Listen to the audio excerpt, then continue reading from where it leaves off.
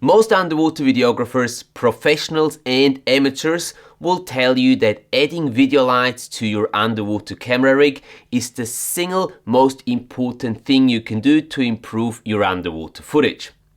But not all lights are the same, and using lights underwater introduces extra challenges that need to be addressed.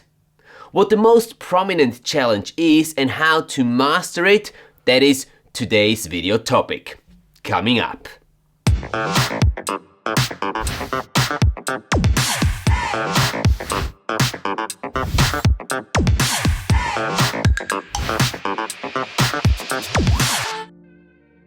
Welcome to today's video, in which we will talk about ambient blue filters and how and when to use them. If you're new here, my name is Matthias. I'm a professional underwater cameraman creating all sorts of underwater video content, mainly for the scuba diving and water sports industries.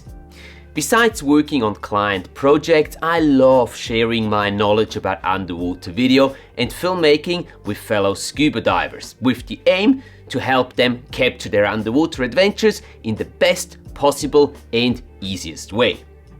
I myself am a big advocate of using underwater video lights when filming below the surface. But over the years of teaching underwater videography, I've seen countless divers struggle to achieve a pleasing wide-angle image when using video lights underwater. The main problem being them not knowing how to handle mixed lighting situations. What do I mean by that? Well, you all know that light disappears the deeper down we go. From a certain depth onwards, the whole scene looks blue and no colors are visible anymore to your camera.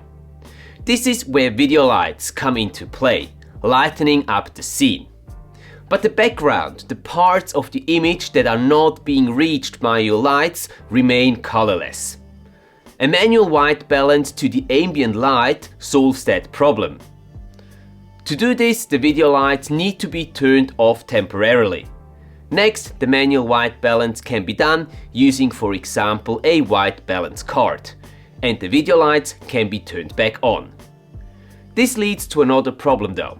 The artificial light has a much higher red content than the ambient light, and all areas that are being lit up appear too red. The solution here is to attach a so-called ambient blue filter to your lights.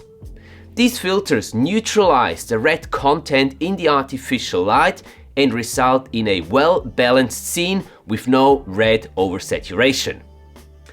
And that's the whole magic behind ambient blue filters. Initially made popular by Daniel Keller from KELDAN, a pioneer in underwater lighting, many other underwater video light manufacturers have adopted this technology and are producing ambient blue filters for their own video lights. Even some more affordable lights, like my favorite entry-level lights from Divefork, the SL50, come with optional ambient blue filters. That's great news, because it means you don't have to break the bank to afford a professional and rather expensive video light like the KELDAN ones to make use of this technology. So let's come back to our original questions from above. Why, when and how to use ambient blue filters? Why? To achieve a balanced image with no red oversaturation. When? When shooting in mixed light situations, such as when taking a wide angle or medium shot, but the lights you're using don't reach all parts of your image. In this case, the ambient blue filters will neutralize the higher red content of the artificial light and match it to the red content of the ambient light. Be aware that different ambient blue filters exist. Depending on their density, they are optimized for different target depth. They will work at other depth too, but the results might be a little off. Still better than not using any ambient blue filters at all, in my opinion. And how? First, turn your lights off. Second, perform a manual white balance. And third, turn your lights back on with the ambient blue filters in place. And voila! you should get a nicely balanced image with pleasing color reproduction. And 2 more tips about using ambient light filters. Firstly, use a spectrum filter, also known as a red filter, on your camera's lens.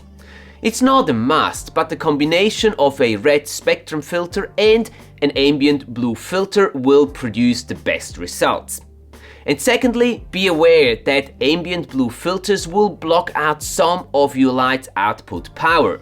So instead of getting your, for example, regular 5000 lumen output, you might only get 3000 lumen when an ambient blue filter is attached to your light.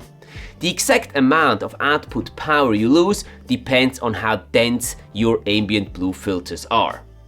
This is a bit of a problem, but KELDAN has come up with a really good solution here as well. They have recently released this 8XR ambient light model. It outputs its full 18,000 lumen at the equivalent color temperature you'll find at 6 meters depth. This way you get the best of both worlds. The light's full 18,000 lumen output power and an optimized color output. These have become my standard underwater video lights now. I link a recent video below which explains in more detail why this is the case. If you care to check them out, I will put links to the KELDAN lights as well as my favorite entry-level lights from Diefog down in the video description below. Should you have any further questions about ambient blue filters, you can leave them in the comment section below. And should you want to learn more about the importance of light when filming underwater, check out this video over here next. Thanks for watching, guys. Have a great week and keep capturing your awesome underwater adventures. I will see you in the next video.